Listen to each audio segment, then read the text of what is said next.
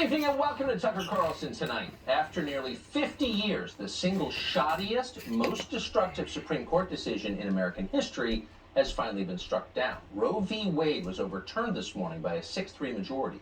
Here's how Fox News reported it at 10:11 a.m. The decision is out. It's been issued by Justice Alito. And Roe v. Wade, according to our reports from the U.S. Supreme Court and our own Shannon Bream, is that Roe v. Wade has been overturned and the question of abortion has been returned to the states. So pandemonium ensued immediately. In the headline of the Babylon Bee, Democrats paused January 6th hearing to call for insurrection, and that's basically true. But from a legal perspective, which is what matters, there's nothing surprising about today's decision. It was only a matter of time before Roe v. Wade was overturned. That's been obvious for decades. Even Democrats once acknowledged it. Roe was one of those decisions you never heard anyone defend on its own terms. Lots of people want legal abortion, but no one's ever explained how exactly the Constitution guarantees that. Roe was a political document. It was not a legal opinion, and for that reason, its existence degraded and undermined the legitimacy of the Supreme Court, one of our country's central institutions. It was poison. Now, the purpose of the Supreme Court is simple. It's to determine whether the laws that politicians pass are consistent with the United States Constitution. That's it. That's all the Supreme Court does. What the Supreme Court does not do, what it cannot do and should never do, is make laws. And it should never do that because a court making laws would be, by definition, anti-democratic. None of the 9 Supreme Court justices has been elected by anyone. All of them have lifetime appointments. If you cared about democracy and wanted democracy to continue, you would demand that all laws in the United States be passed by elected legislators. Again, no matter how you feel about abortion or any other specific issue. In a democracy, voters have the final word on how they are governed. That's what democracy is. Now, after nearly half a century, voters have had their rights restored on the question of abortion. If they like abortion, they can vote to legalize abortion. If they don't like abortion, they can vote to ban abortion. That's not shocking. That is how our system is supposed to work, not being a monarchy and all. So what's the argument against this? Well, there isn't one, really. And we know that for certain from the dissent in today's Supreme Court ruling. The 3 justices who objected don't even bother to make a legal argument in favor of keeping Roe v. Wade. Instead, they threw an embarrassing little tantrum. At one point, Kagan, Breyer, and Sotomayor warned that the highly diabolical Clarence Thomas actually plans to ban interracial marriage. Clarence Thomas against interracial marriage. And then, of course, there's lots of huffing about something called bodily autonomy, which actually we're strongly in favor of, though it's not clear how that applies to abortion, which affects 2 bodies. But in any case, these same bodily autonomy people are the very same justices who just voted to uphold mandatory vaccinations for millions of Americans, thus violating their bodily autonomy. So much for that argument. Not that it stopped Justin Trudeau of Canada, where abortions are legal till the moment of birth. Today, Trudeau wrote this, quote, "The news coming out of the United States is horrific. No government, politician, or man should tell a woman what she can or cannot do with her body." Suddenly, women are the only ones who get pregnant, you'll notice. Canada is a country, by the way, under the leadership of Justin Trudeau, that prevented unvaccinated citizens from traveling within their own country. They had mandatory vaccinations. Justin Trudeau is perfectly happy to tell the women of Canada what to put in their own body. So you're beginning to see why precisely 0 people throwing tantrums today have bothered to explain the law or the principles that supposedly underlie Roe v. Wade. Not one of them. Instead, they're yelling, as they always do, suspending the January 6th hearings to start an insurrection. And that would, of course, include Joe Biden. Here he is. It was 3 justices named by 1 president, Donald Trump, who are the core of today's decision to upend the scales of justice and eliminate a fundamental right for women in this country. Make no mistake, this decision is a culmination of a deliberate effort over decades to upset the balance of our law. It's a realization of an extreme ideology and a tragic error by the Supreme Court, in my view. Notice that it's abortion that is the red line for them. Abortion. Of all the issues, why is that so important to them? It's obvious why it's so important to America's corporations, almost all of whom immediately weighed in to say, we'll fly you to get an abortion at the state of your choice. Why? Well, of course. Employees of that families are loyal to the company. And of course, it's much cheaper to pay for an abortion than it is to pay for maternity leave or an extra name on the insurance policy. So it's all about the money for corporate America. It always is. Families are bad for big corporations, therefore they're against families. But what's the president talking about exactly?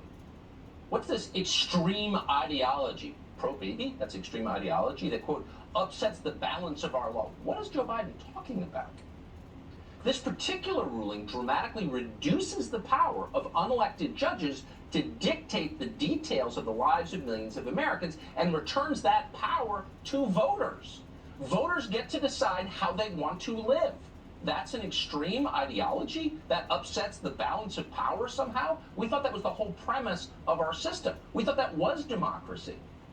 And yet the very people who've been lecturing us for years about democracy, it's the end of democracy, are horrified by the return of democracy. They're telling us the legitimacy of our institutions is at risk. And yet they cannot allow voters to have a say in how they live. What does that tell you? It tells you they care about power, not popular support. They're afraid to put their ideas to the test of a vote. And that's why the Justice Department, which no longer dispenses justice, instead it works on behalf of the Democratic Party, allowed thugs to gather outside the homes of Supreme Court justices for the last several weeks in violation of federal law in an effort to intimidate them into not doing what they did today. And that's why today you saw several elected members of Congress call for insurrection. That would include Sandy Cortez of Westchester. That would include, as always, Maxine Waters of Los Angeles. This is not the first riot she's called for. She once again threatened violence against Supreme Court justices because they came down with an opinion she doesn't agree with. And then she promised to defy the court's ruling. How's this for defending our institutions? Watch. You see this turnout here? You ain't seen nothing yet. Women are going to control their bodies no matter how they try and stop us. The hell with the Supreme Court. We will defy them. Women will be in control of their bodies. And if they think black women are intimidated or afraid, they got another thought coming. Yeah, turn it into a racial thing. To hell with Supreme Court. Yeah. Roberta Mugabe there. Will defy them. Really? You will defy our core institution after sending people to prison for questioning the last election. Is that what you're saying? Don't lecture us ever again about the sanctity of our institutions, about our norms, because you clearly don't care about them at all. What you care about is power. Candace Owens has been watching all of this, including the threats against the Supreme Court, very closely. She's the founder of the charity Blexit, and we're happy to have her join us tonight. So Candace, it's kind of revealing. I mean, I do think the Babylon Bee put it best. January 6th Commission suspends its duties for the day to call for insurrection. I mean, that was the fastest pivot maybe in history. Yeah, absolutely the fastest pivot in history. And let me just say this on behalf of so many women that are watching this that were like me, used to be pro-choice and are now pro-life. I'm just so tired of the lies surrounding the pro-choice argument, pretending that women are not being harmed by these policies. I know 6 women that have had an abortion throughout my lifetime. You know, the first 4 of them were peer pressured. You have men that are demanding that they get abortions. This was a law that was decided by 7 white men, right? You have men that are boyfriends that are threatening domestic violence in situations. You have parents that are pressuring them, pretending that, you know, if you have this child, it's going to ruin your life. And at the end of the day, you have an educational system that has been predatory, convincing women that it's an easy choice when these women suffer at the end of these abortions. There is nothing that is pro-women about abortion at all. It has always been a predatory system that has been in place for a very long time, and we should be celebrating the end of it and need to have a real conversation about what's been going on in general. I'm seeing a lot of people entering these race arguments. That's especially egregious. No one's ever accused Maxine Waters of being smart, but we have accused her of being corrupt. And I think the fact that she keeps correlating this to Black America and how Black Americans are suffering because of this, and we saw Amy Schumer talk about how this is what slaveholders wanted. Let's be very clear. Planned Parenthood and abortion was predatory first and foremost to black women. This is on the basis of eugenicism. Look into the history of Planned Parenthood. Let's not ignore the fact that Margaret Sanger was an avowed eugenicist who wanted to get rid of people that she deemed to be unfit and undesirable. That included black women, that included Italians, that included a bunch of immigrants that were coming over legally to the country. They wanted to protect the Nordic white pure race. So I'm tired of this sort of washing of history, and what they really want is just to further themselves and their own self-interest. The lobby groups, people that are receiving money and that are as you pointed out, just corrupt politicians that don't care about the women that are suffering at the end of these abortions. I'm proud that, I do want to say this, that mob justice did not rule in this circumstance. You know, I'm proud that despite the Supreme Court justices having their lives threatened, they actually stood up and they took a stance and they said, you know what, this is the Constitution and we're going to stand by the Constitution, and that needs to happen more often. Yeah, and babies are the greatest source of joy. Children are beautiful. They're a gift. I don't know why anyone would take pleasure in destroying them. Clearly many do. Anybody knew I think you've gone off how track if you take pleasure in that, terrible mind it you. was Candace Owens, I appreciate your coming when on and they reminding abort us a baby. of everything you Even said. in the second Thank you so trimester. much. So tonight is supposed to be a night of rage. Now remember, this is a Supreme Court decision. No one voted for anybody who sits on the Supreme Court. Therefore, public pressure on the court should play no role because they can't be unelected, right? They're not standing for election in the next cycle. So when you protest against the Supreme Court, what are you really protesting against? We are attempting to intimidate them. Now, thousands of people, as you said, are marching in New York City. 4,500 people are heading to Chuck Schumer's office. Jeremy Lafredo works for Rebel News. He is there tonight. We thought we'd check in with him. Jeremy, are you there? I'm here. Thanks for having me, Tucker. What? Of course. What do you see? What's happening there?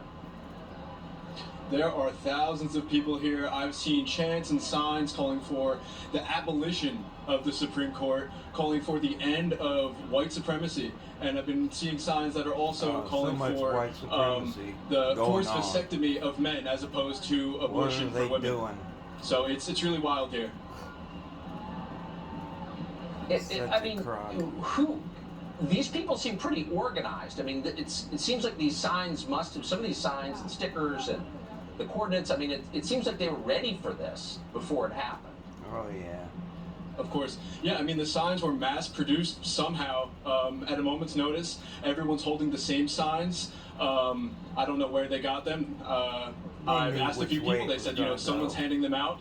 I don't know who's behind it, who's behind the signs. And there's even some posters going around that say, tonight is a night to riot, verbatim. So, who knows what's to come for the rest of the night. So if they're calling for the elimination of the United States Supreme Court, the forced sterilization of men, and rioting, then this is a dangerous extremist movement. I don't know how else an honest person would describe it. Am I missing something? Yeah, of course, and it's also important to highlight these are the same exact people that stood by and watched as thousands and thousands of New Yorkers and thousands of women in New York were fired from their jobs for not submitting to the vaccine mandates. So they are pro-choice and pro-bodily autonomy in one area, and of course they're not pro-choice or bodily autonomy in the other area.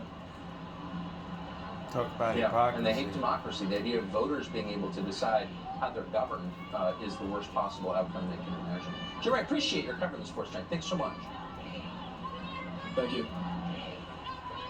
So there are apparently protests that may turn into riots across the country tonight. There's a big one outside the Supreme Court at this hour. Julio Rosas is there for us. He's senior editor at Town Hall. He's the author of the book, Fiery But Mostly Peaceful, the 2020 riots and the gaslighting of America, which he covered extensively. He joins us right now. Julio, what do you see at the court? Well, Tucker, I've been outside the Supreme Court for most of the day, and as the night has worn on, thousands of people have shown up in opposition of the Supreme Court ruling. When the decision was announced, there were some tears from the pro-abortion crowd.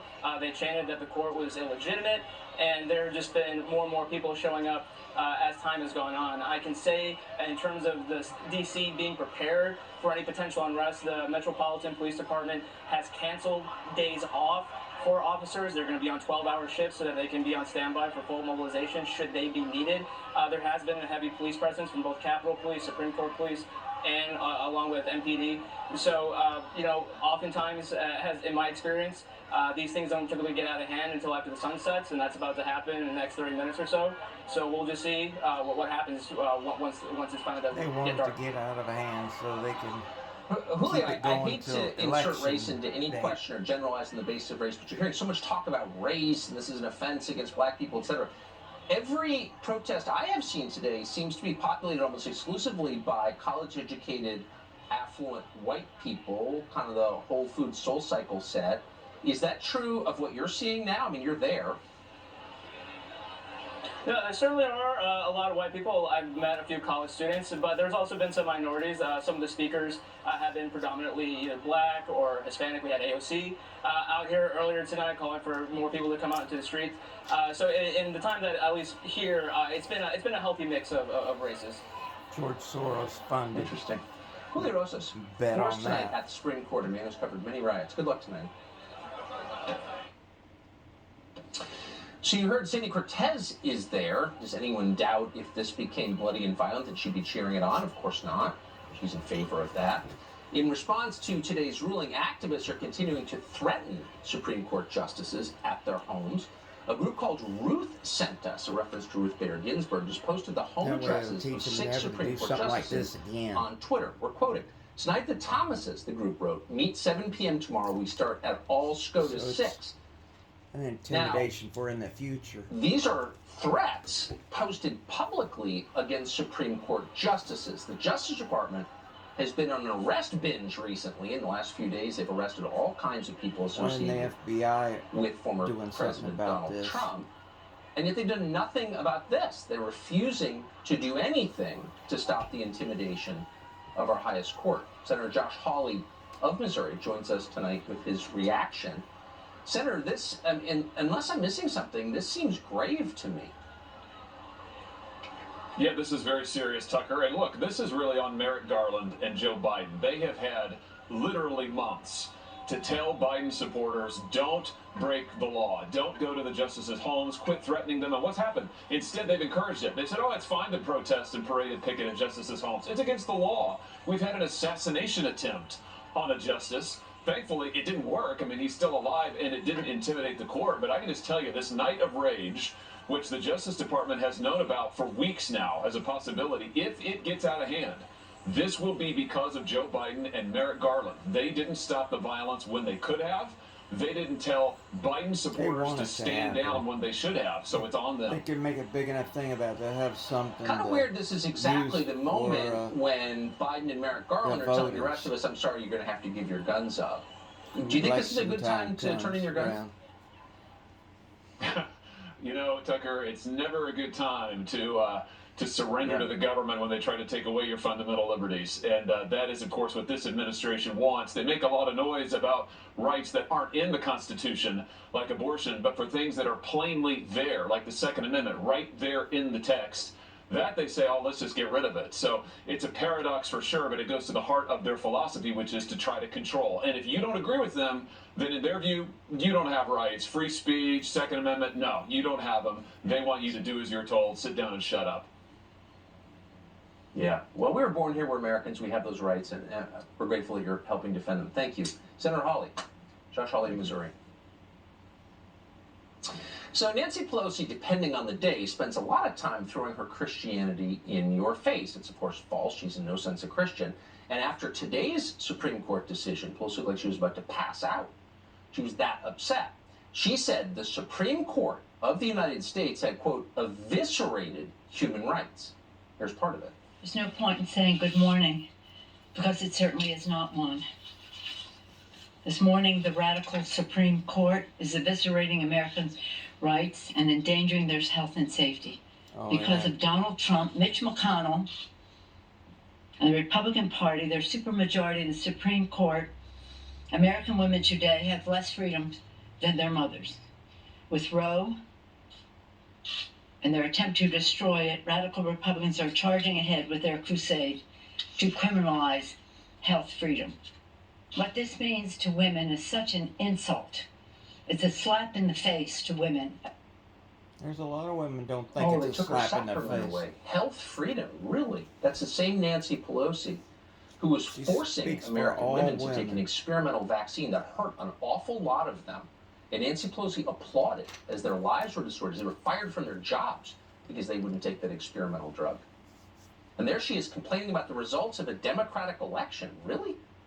Donald Trump ran for president, whether you liked him or not. He said out loud, I will appoint conservative judges to the court who will overturn Roe v. Wade. People voted for him, he won, he did that, it happened. So that does seem like democracy in action.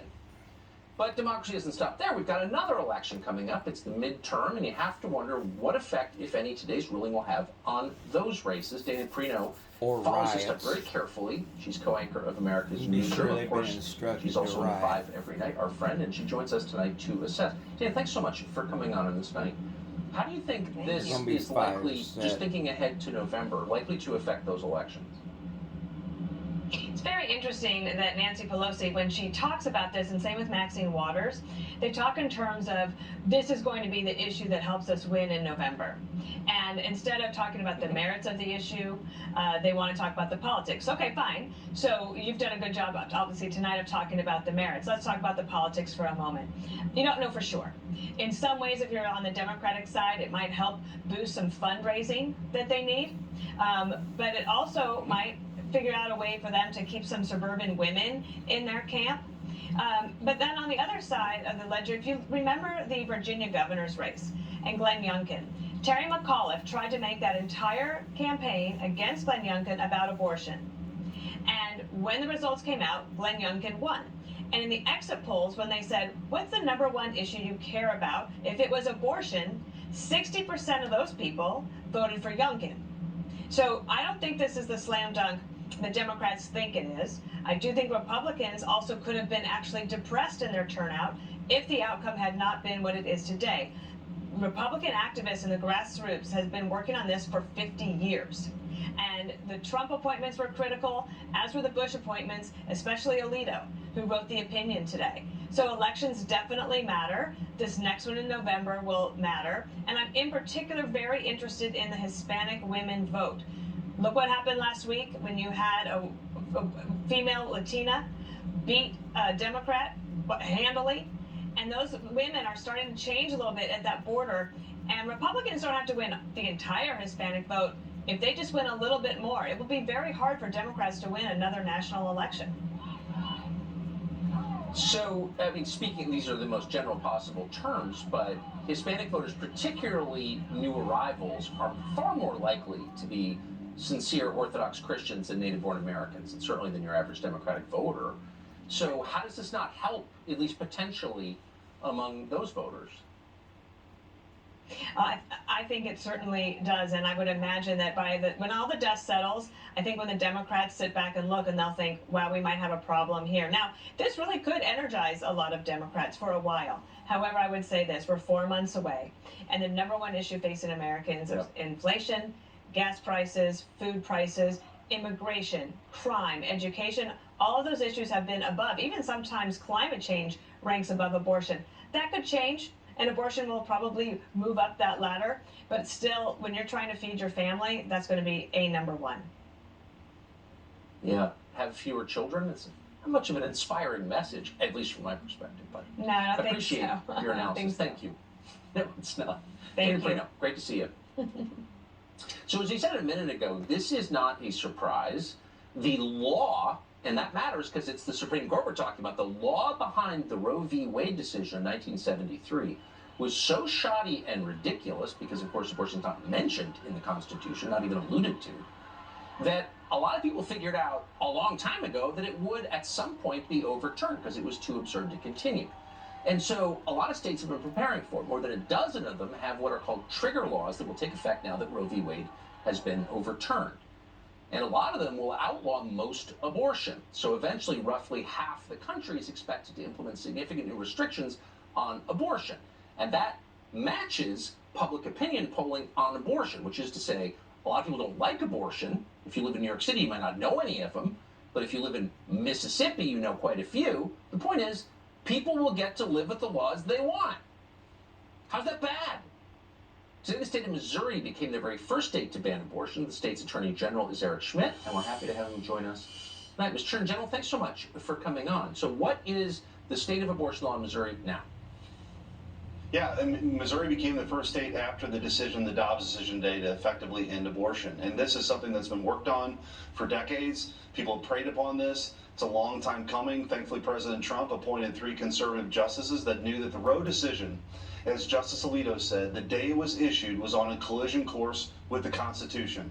And we see that here today now. And so this issue will be decided, as it should have been 49 years ago, to the states. Missouri, interestingly, in 1825 was the first state to formally prohibit abortion. That was the law of our state until Roe v. Wade, and now we're back to where it should have always been. And so it's a big day, and I think, as you've pointed out, it's a big day for democracy, for the voters now to have a say, as opposed to 9 unelected justices back 49 years ago that decided this for everybody in the country.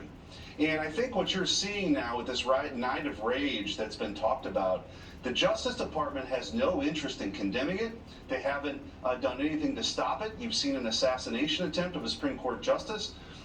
You see this intimidation that's going to continue. The Justice Department's way more interested, evidently, in sicking the FBI and going after parents who show up to school board meetings under the Patriot Act than arresting folks who are intimidating Supreme Court justices. This is out of a banana third world republic, but thankfully the rule of law was buttressed today, and Missouri was the first state to take action. I was proud to do that as the state's chief legal officer. I'm glad this is back in the political arena where it belongs, where voters can decide. And one effect is people are going to have to start affirmatively defending abortion and not hiding behind these stupid slogans and euphemisms. Oh, it's choice, it's a healthcare procedure, it's a human right. Really, well, what is it? And why don't you tell us why you're for it? You look forward to that conversation? Absolutely, that's where it should have been all along, Tucker. And so here we are now, 49 years later, with the reset, and the people get to weigh in as what was always intended, as opposed to Roe v. Wade, which was made out of a constitutional right, made out of whole cloth. Yeah, it's amazing. I mean, they hate democracy like the devil hates holy water. It is just amazing to see it. Eric Schmidt. Well, it's about the state of Missouri. Appreciate your coming on. Thanks, Tucker. Please, thank you so much. So some states, liberal states, are creating what they're calling abortion sanctuaries. Abortion sanctuaries. More, come to our state, we have more abortion. How appealing. Today, the governor of California, because they've got nothing else to talk about, promoted his so-called Western alliance with Oregon and Washington. Here's the mentally deficient governor of California. We will do our fair share and more. And speaking of more, I'm really proud that we're joining in with others. Not just the state of California, but other governors, Western governors who stood up as well. And I'm grateful to Governor Brown, Governor Inslee, that are asserting that the United States of America at least has the Western United States that will stand tall in terms of our reproductive values and reproductive freedoms. And we are a sanctuary. So, in other words, says Gavin Newsom, we can't provide housing for middle-class people. We can't provide jobs or functional schools. We can't keep our infrastructure in any state of repair. We can't even keep the lights on. We're running out of electricity. But you know what we can do? We can give you more abortion. By the way, if you're for that, if you think abortion makes you happy, go to California. Have fun. Shannon Bream is chief legal correspondent for Fox News. She's also the host of Fox News at Night, and our friend. She joins us tonight with an overview of how the states are reacting. Shannon, thanks so much for coming on. So this has been fast. I mean, states have sort of come out with these new positions. Tell us what you're seeing, if you would. Yeah, listen, for years, these cases have been percolating up here to the Supreme Court, so states have had a plan. And listen, after the leak happened, it became solidified for a lot of those states because they knew that they would have to decide where to go if Roe was overturned. So there have been a number of states that have trigger laws immediately outlawing abortion, like today.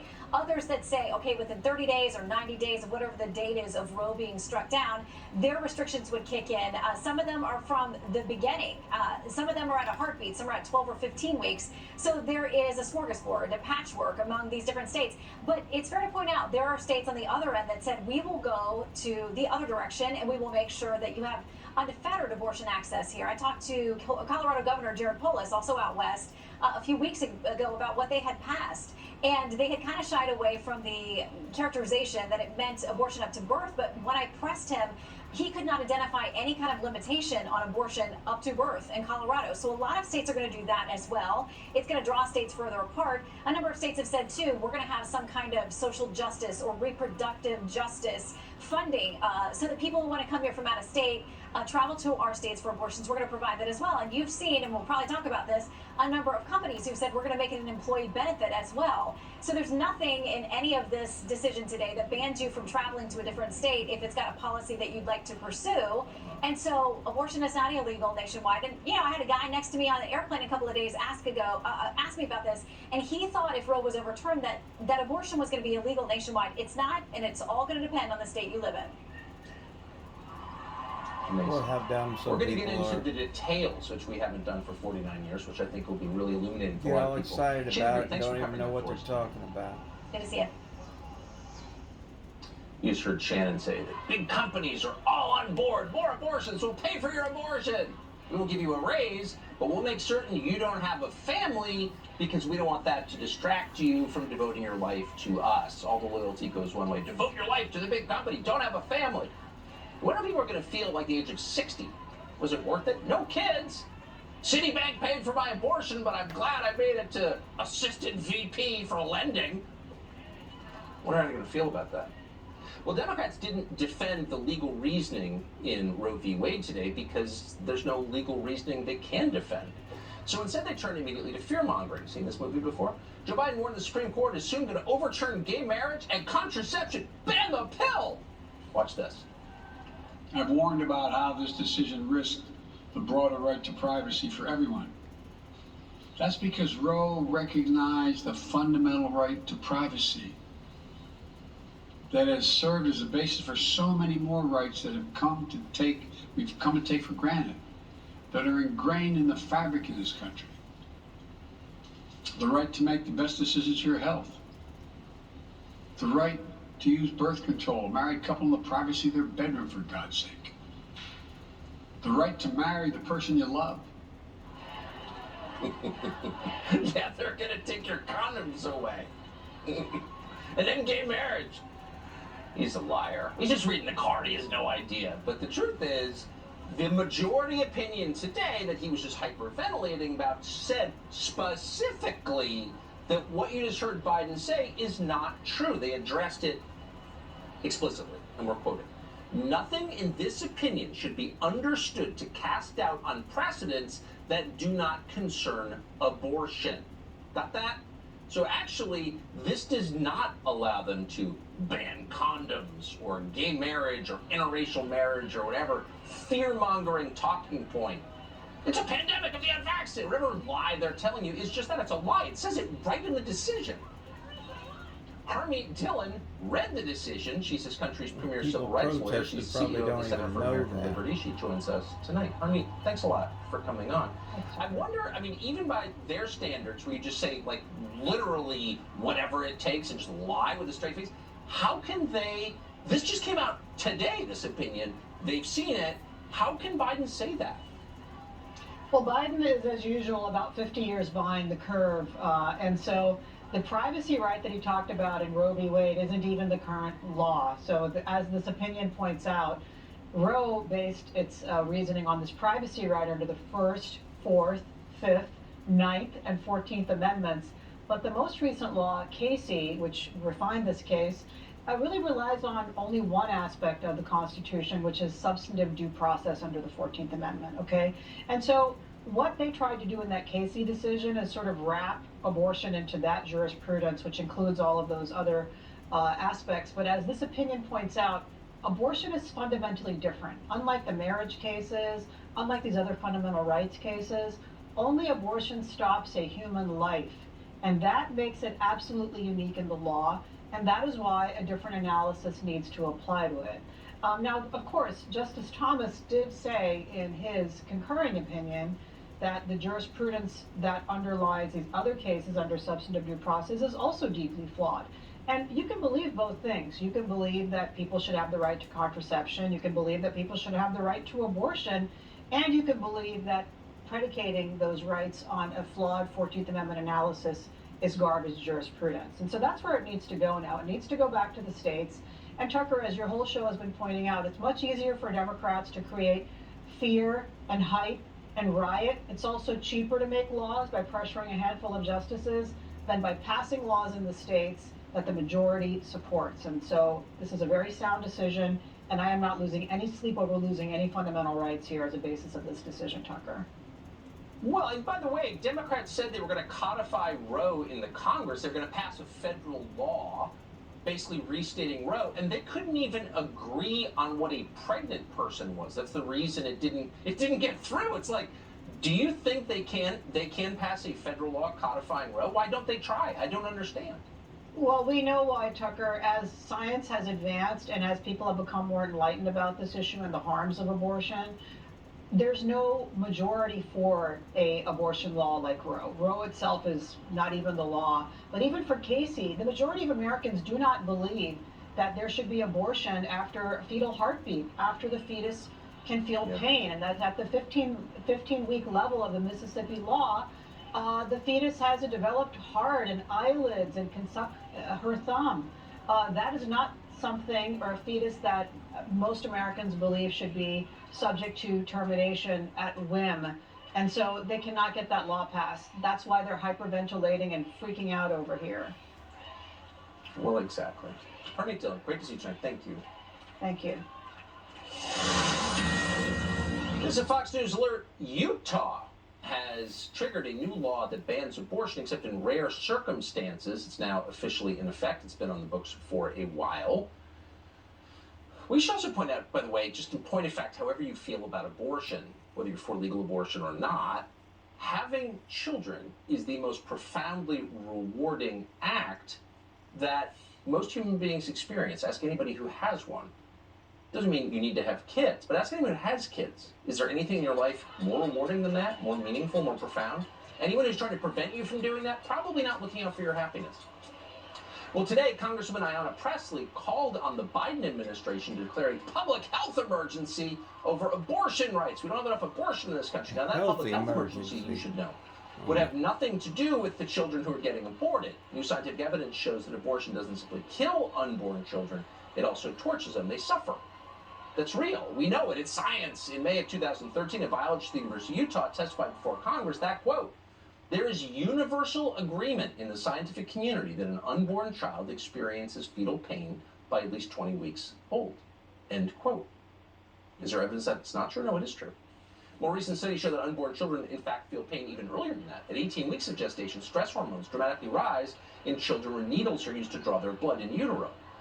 Dr. Marty Makary is at Johns Hopkins University of Public Health. He joins us tonight.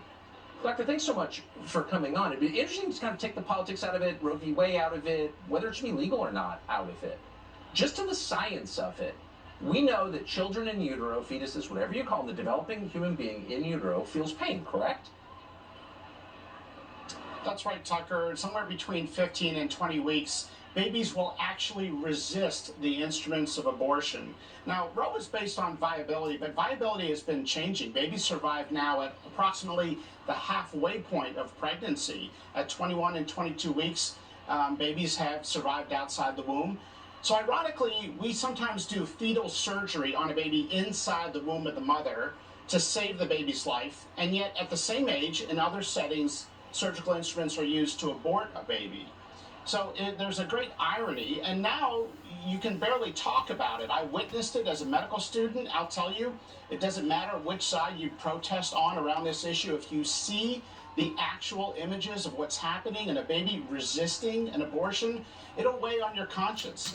But today you can barely talk about it. Nurses can get fired if they don't participate. Students are ridiculed. Most of the professional medical associations have taken a political stand now supporting abortion right up until the third trimester. It's beyond belief, and it does nothing to restore confidence in the medical profession. No offense to physicians like yourself, but it doesn't, I must say. Dr. Marty Makary, I appreciate your coming on. Again, thank you. Thanks. So no matter how you slice it, the truth is corporate America wants abortion because families are inconvenient for employers and companies. They're expensive. When you have a child, you take paternity leave, you add their name to the insurance policy, it costs the companies money. So corporations want you childless. They want you devoted to them, not your family. That's true. Feminism more broadly is a corporate lie.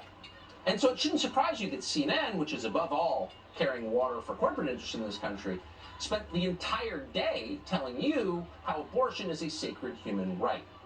Maybe the single most unbelievable and upsetting argument came from Ana Navarro, who once said the creepy porn lawyer was like the Holy Spirit. Navarro invoked special needs family members of her own with autism and Down syndrome to justify abortion. In other words, it'd be better if they didn't exist. She actually said this. Watch. And because I have a family with a lot of special needs kids, I have a brother who's 57 and has the mental and motor skills of a 1-year-old. And I know what that means financially, emotionally, physically for a family. And I know not all families can do it. And I have a step-granddaughter who was born with Down syndrome. And you know what? It is very difficult in Florida to get services. It is not as easy as it sounds on paper. And I've got another step-grandson who is very autistic, who has autism, and it is incredible. And their mothers and people who are in that society, who are in that community, will tell you that they considered suicide. Morally grotesque. Lila Rose, president of Live Action, joins us tonight. Lila, if you were watching television and a relative of yours appeared on the screen and said, you know, Lila Rose is really a hassle to deal with. She's expensive. She's got all kinds of demands. It'd be better if we had killed her in utero. How would you feel about that? That's the argument Ana Navarro just made. I mean, Tucker, there is nothing more depraved than to say and to wish on public television to wish that your own family members had never even been born and instead had been aborted in the womb. And what this commentator from CNN is really proposing, which is many pro-abortion advocates proposing, is eugenics. This is eugenics. It's the strong should kill the weak are worthless, and because the preborn are an unpopular minority, they want to oppress them, and they want to kill them. And that's why we need rule of law to protect these children. Yeah, she's making the Nazi argument. I mean, just flat out. They're a burden to society. It'd be better if they didn't exist. I'm sorry we didn't get to kill them earlier. I mean, how is that different from the argument the Nazis made? I don't see it's different at all. Yeah, it's not different. And listen, what the Supreme Court has done, I'm grateful that millions of children will now live. We are celebrating that. But they have, like Pontius Pilate, washed their blood of the unborn children and turned it over to mob rule. Now it's up for the mob to decide which children live or die. And mob rule is no rule at all. It's no justice at all. And that's why we have to work harder than ever for pro-life protection state by know state. what they're talking about. Lila Rose, joining us tonight. They go on emotion, not facts. There's a lot of news tonight. We'll be back in just a minute with what is happening around the country in the wake of this. Well, the left doesn't take losing well. We've learned that. According to the Family Research Council, there have been more than 50 attacks against churches and pro-life pregnancy centers just in recent weeks. Those attacks include fire bombings and vandalism. How long before someone gets killed? Probably not too long. Why is this happening? Because Democratic politicians are encouraging it. They're fomenting an insurrection, and they're doing it on camera. Today, Sandy Cortez told activists the Supreme Court's decision was, quote, illegitimate. Watch this.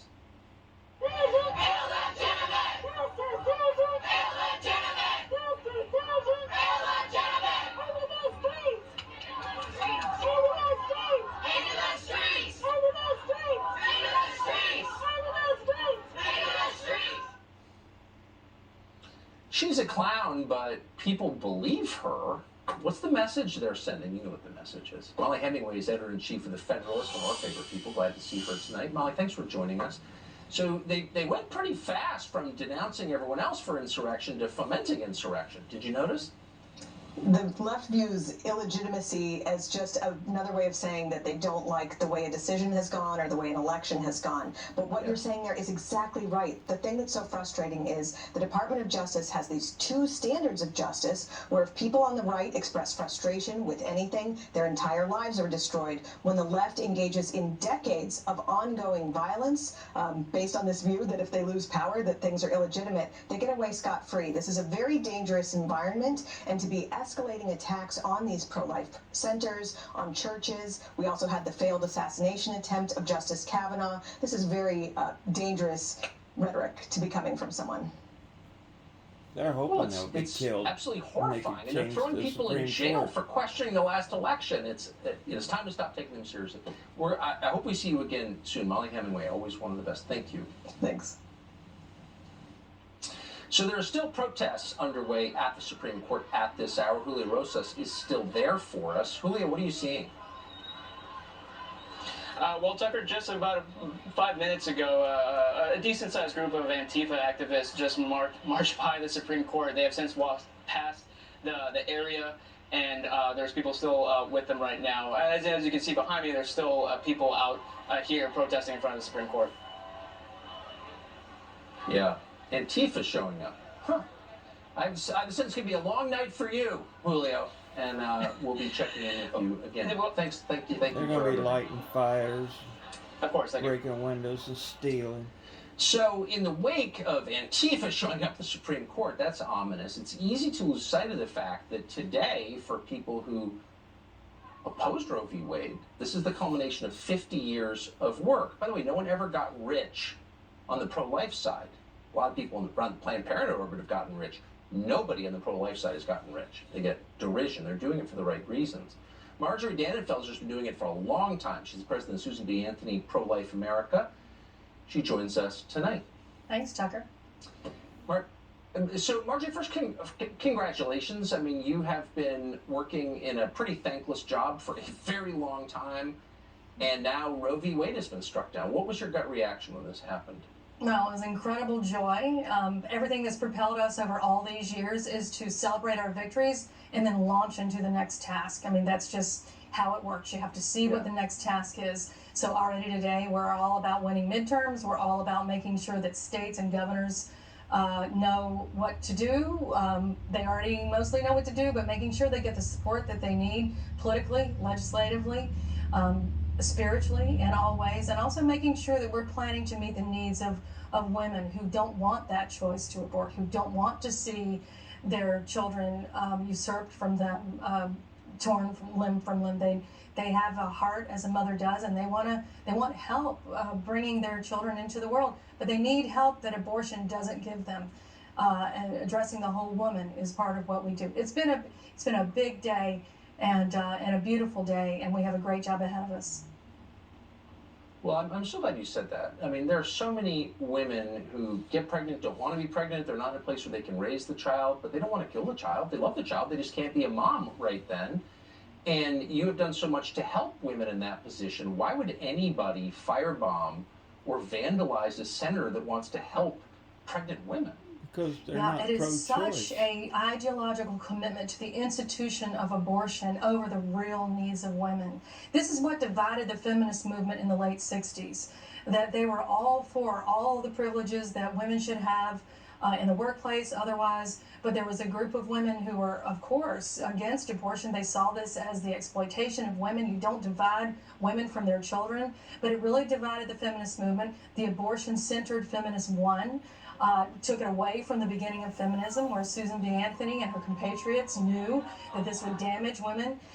No woman wants an abortion. A woman wants an abortion like she, like she wants to gnaw herself out of a trap. That's what wanting it is. What we need in the pro-life movement to do, as we've always done, is present her with solutions that actually meet the real needs. If she is addicted to drugs, she needs to graduate from high school, if there are other needs that she has, we're there for her in ways that she really needs, not to destroy the life of her child. Amen. That's exactly right. That is affirming care, I would say. Amen. Marjorie, thank you for coming on. Thank you. So Joe Biden's been vowing to undermine the Supreme Court ruling on Roe v. Wade. He says it's a fundamental human right, but Joe Biden did not always believe that. In 1974, Biden said publicly that Roe v. Wade, quote, went too far. He said he, quote, didn't think a woman has the sole right to say what should happen to her body, since nobody creates a baby alone. As recently as 2006, Biden said he did not believe abortion was a right, fundamental or otherwise. In fact, we have the tape. Watch. I do not view abortion as a choice and a right. I think it's always a tragedy, and I think that it should be rare and safe. And I think we should be focusing on how to limit the number of abortions. Well, yeah, exactly. He was right then. Appreciate you sticking with us tonight. Big news night. Sean Hannity continues live coverage next.